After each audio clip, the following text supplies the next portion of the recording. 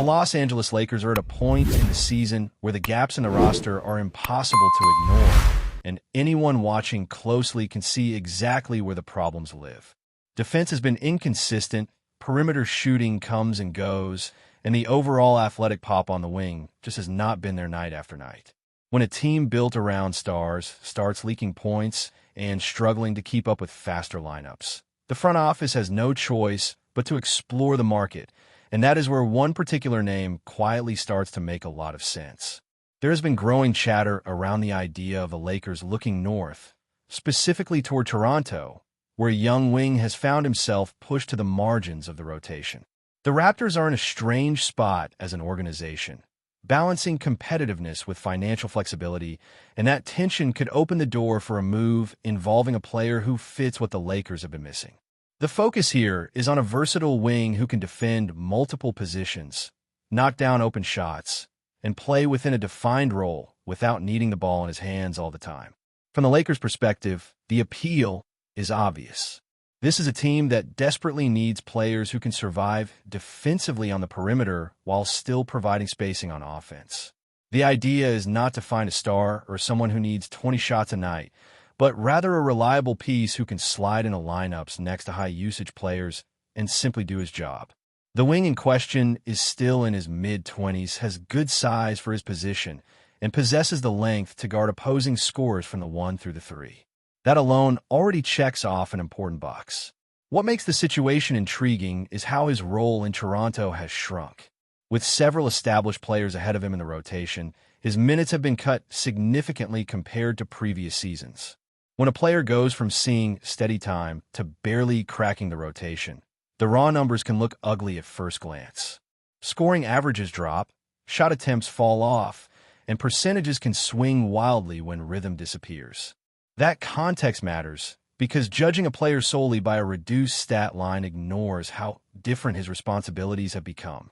This season, his usage has been minimal, and the opportunities to find a flow just have not been there. Fewer minutes mean fewer touches, and fewer touches often mean rushed shots or limited chances to impact the game offensively. Despite that, there are still flashes of what made him valuable earlier in his career. He remains active defensively, competes on the glass for his position, and does not shy away from physical matchups. Those traits tend to translate regardless of system, especially when placed next to elite playmakers. That is where the Lakers' situation becomes relevant. Playing alongside high-level creators changes everything for a role player. The quality of shots improves, the defensive attention shifts elsewhere, and suddenly a wing who struggled to find clean looks is catching the ball with space and time. That environment is far different from being buried on a deep roster where every possession feels like an audition. In Los Angeles, the role would be clearer, simpler, and more aligned with his strengths. Financially, the fit also matters. Toronto has been open about wanting to manage its salary situation, and that makes expiring contracts and smaller deals more appealing to them. The wing in question is not commanding a massive salary, which makes him easier to move without forcing complicated matching scenarios. From the Lakers' side, that affordability is key. They're not in a position to absorb large contracts without sacrificing major pieces, so targeting someone on a reasonable deal keeps flexibility intact. Another layer to this conversation is control. This is not just about acquiring a player for a few months and watching him walk away. The Lakers value having some level of leverage beyond the current season, especially when dealing with rotation players. In this case, there is an opportunity to retain control and negotiate a new contract without being forced into a bidding war. That security separates this type of move from other options on the market, where a player could simply leave at the end of the year. Age and timeline also align nicely. The Lakers are not looking to overhaul the roster with long-term projects, but they do want players who can grow with the core rather than age out immediately. A wing in his mid-20s fits that window. He has enough experience to contribute right away, yet still has room to improve within a stable role. That balance is difficult to find, especially at a reasonable price point. Defensively, his versatility stands out. He has the strength to handle bigger wings and the quickness to stay in front of guards, which allows the coaching staff to be more flexible with matchups. That kind of adaptability becomes crucial in playoff basketball, where opponents hunt mismatches relentlessly. Having another option who can hold his own on the perimeter reduces pressure on the stars and allows the defense to stay more connected. Offensively, the numbers this season do not tell the full story. Lower shooting percentages can often be traced back to reduced volume and inconsistent minutes. In previous seasons, with a steadier role, his shooting efficiency from deep was much more respectable. When given a consistent green light and surrounded by creators who draw defensive attention, there is reason to believe those percentages can rebound. The Lakers do not need him to be elite from three-point range, just reliable enough to keep defenses honest. The bigger question revolves around cost. Toronto will not give away a useful player for nothing, but they're also motivated to clear salary and reshape the roster. That creates a potential middle ground where the Lakers can step in without gutting their assets. Draft compensation, expiring contracts, or minor rotation pieces could be enough, depending on how aggressive Toronto becomes as the deadline approaches. There is also the possibility that broader moves by the Raptors influence this situation. If Toronto decides to shift directions or retool more aggressively, players who currently feel untouchable could suddenly become available. That kind of movement often happens quickly, and teams that are prepared tend to benefit. For the Lakers, staying engaged in these conversations keeps options open without forcing a rush decision.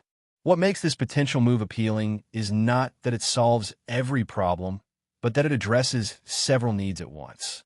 Defense, athleticism, and shooting are all areas where the Lakers have been searching for answers. Adding a wing who can contribute in each of those categories, even modestly, can have a ripple effect throughout the rotation. Lineups become more balanced, matchups become easier to manage, and the overall floor of the team rises. The idea is not about chasing headlines or making a splash, but about finding the right fit. Sometimes the most impactful moves are the ones that fly under the radar, bringing in players who thrive when expectations are clear and roles are defined. In that sense, this is exactly the type of opportunity the Lakers should be exploring as they look to stabilize the roster and prepare for the stretch run. When you zoom out and look at how the season could unfold from here, timing becomes a massive factor in whether a move like this actually materializes. Toronto has been competitive, hovering near the top of the conference for much of the year, but the margins are thin. A short losing stretch can completely change how a front office views its direction, especially when the standings are packed so tightly. If the Raptors slide even slightly, the pressure to make pragmatic decisions instead of optimistic ones increases fast. That is where the Lakers' patience could pay off. They do not need Toronto to blow everything up. They just need the Raptors to prioritize flexibility. If Toronto decides that trimming salary and reshaping the roster is more important than squeezing out a few extra regular season wins, players further down the rotation become expendable. In that scenario, a wing who is not central to their nightly plans suddenly becomes a piece that can be moved without destabilizing the locker room. For the Lakers, this type of deal is not about desperation. It is about efficiency. They're not shopping for a savior. They're shopping for competence in areas that have consistently hurt them. Too often this season, lineups have struggled to contain dribble penetration, recover to shooters, or finish defensive possessions with rebounds. Adding a wing with length, effort, and positional awareness can quietly clean up many of those issues without requiring schematic overhauls. Another important angle is how this player would be used in Los Angeles compared to Toronto. With the Lakers, the role would be narrow but meaningful. Defend hard, run the floor, space the court, and capitalize on the opportunities created by stars. That clarity can be liberating for a player who has been bouncing in and out of the rotation. Instead of pressing to make an impression in limited minutes, he could settle into a rhythm knowing exactly what is expected every night. There is also the psychological element of playing for a team with clear championship aspirations. Some players elevate their focus and intensity when the stakes are obvious. Every possession matters more. Every defensive stop is amplified, and the margin for error shrinks. For a wing who takes pride in doing the dirty work, that environment can be motivating rather than overwhelming. The Lakers have long relied on role players who thrive in that space, even if they never dominate the box score. Contract considerations remain a major part of the equation. Because he is not on a massive deal, acquiring him does not handcuff the Lakers financially. It leaves room to maneuver later, whether that means extending him on a reasonable contract or using his salary as part of a future move. Flexibility is currency in this league, and moves that preserve it are often more valuable than splashy trades that lock a team into a rigid structure. From Toronto's perspective, the appeal lies in shedding money without committing to long-term obligations. They would not be taking on a contract that stretches years into the future, and that clean slate matters when evaluating their own off-season plans. Even modest savings can have ripple effects when it comes to avoiding penalties and maintaining optionality. If they can accomplish that while also gaining a pick or a younger asset, the logic becomes hard to ignore. There's also the reality that not every productive player needs to be featured. Some simply do not fit the direction or timeline of a team. Toronto has multiple wings who command touches and minutes, and there's only so much room to go around. In that crowded ecosystem, someone is bound to be squeezed out regardless of talent. That does not mean the player lacks value. It just means his value may be higher elsewhere. For the Lakers, identifying those situations is crucial. The best opportunities often come from teams dealing with internal logjams rather than teams actively shopping stars. When minutes and roles are scarce, front offices become more open to conversations they might otherwise dismiss. Staying alert to those dynamics allows the Lakers to strike when the cost is reasonable. On the court, the potential impact might not be immediate fireworks, but it would be noticeable. Defensive rotations become sharper, transition defense improves, and there is another body capable of switching without panic. Over the course of a long season, those incremental improvements add up. They reduce the burden on the stars, who no longer have to cover every mistake or expend maximum energy on both ends every night. Offensively, the benefit comes from spacing and decision-making. Even a league-average shooter can dramatically improve an offense if defenses respect him enough to stay attached. That extra step of gravity opens driving lanes and passing angles that were not there before. In a system built around penetration and kickouts, that matters more than raw scoring totals. There is also a developmental upside that often gets overlooked. Playing alongside elite players can accelerate growth. Seeing how preparation, communication, and accountability function at the highest level can reshape a player's approach. For someone still in his mid-20s, those lessons can carry forward for years, making the investment even more worthwhile. Of course, none of this happens in a vacuum. The trade market is fluid, and other teams could enter the picture if Toronto signals availability. That competition could drive up the price or complicate negotiations. The Lakers would need to decide how far they are willing to go and where the line is drawn. Overpaying defeats the purpose of a move designed to add value without sacrificing the future. Before we continue, we ask that you leave a like and subscribe to the channel so you won't miss any exclusive Lakers updates. Moving on, in a stunning development that could reshape the NBA landscape, whispers around the league suggest that Kevin Durant has given a tentative nod to a potential move to the Los Angeles Lakers. The rumor, still unconfirmed but gaining traction among insiders, has sent shockwaves through basketball circles, sparking feverish speculation about what a Durant-Lakers pairing could mean for the Western Conference. Durant, widely regarded as one of the most versatile and prolific scorers of his generation, has spent his career turning franchises into contenders.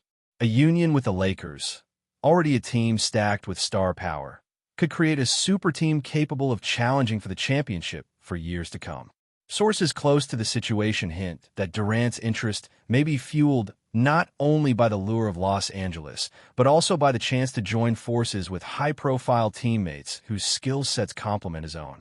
The basketball world is abuzz with questions. How would Durant fit into the Lakers' existing rotation? What would this mean for the team's salary cap and roster flexibility? And perhaps most importantly, Could this move reignite the Lakers' dominance on the national stage? Analysts are already dissecting the potential strategies, imagining a lineup that balances Durant's scoring prowess with the Lakers' trademark defensive intensity. Social media has erupted with speculation, with fans and pundits alike weighing in on the potential blockbuster. Memes and mock trades abound, reflecting both excitement and apprehension. Some suggest this move could mark the beginning of a new dynasty in Los Angeles, while others caution that chemistry and ego management could pose challenges. Regardless, the mere possibility of Durant in purple and gold has transformed ordinary off-season chatter into a full-blown frenzy. League insiders continue to stress that no deal is finalized, and all parties are reportedly exploring the options carefully. But in a league where rumors often become reality, the prospect of Kevin Durant saying yes to the Lakers is already enough to dominate headlines and ignite imaginations.